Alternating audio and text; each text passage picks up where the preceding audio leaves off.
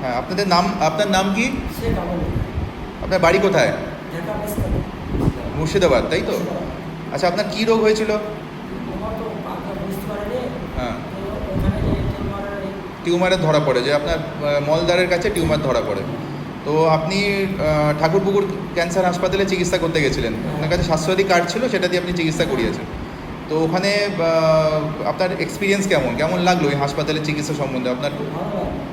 অপারেশানটা আপনার কিন্তু খুব কঠিন ছিল, আপনার টিউমারটা অনেক বড় ছিল, এবং সেখানে দেখা গেছিলো যে আপনার যে কোলনে অনেক কটা জায়গা দিয়ে ছোটো ছোটো টিউমার আছে। তো সেটা প্রথমে এন্ডোস্কোপি দিয়ে সব কটা টিউমারগুলোকে বাদ দেওয়া হলো, এবং তারপরে যে অপারেশান করা হলো সেখানেও দেখা গেছে যে পেচ্ছাপের থলিতে টিউমার আটকে আছে। তো তা সত্ত্বেও আপনার টিউমারটা সম্পূর্ণ বাদ দেওয়া সম্ভব হয়েছে, এবং এখন আপনি অনেকটা সুস্থ আছেন, তাই তো? ঠিক আছে। আপনার খরচাপাতি কেমন হয়েছে এই অপারেশন করতে গিয়ে? খুব একটা হয়নি। স্বাস্থ্যসাথীর সাহায্যে, সরকারি হ্যাঁ। তো আপনারা এইখানকার আপনাদের বাকি লোকেদের কাছে কি বলতে চাইবেন? এই যে বাকি লোকদেরকে বলতে চাই যে বেশি যোগাযোগ করেন ডাক্তারের সঙ্গে, লুকায়েন না, ডাক্তারকে চিকিৎসা করান।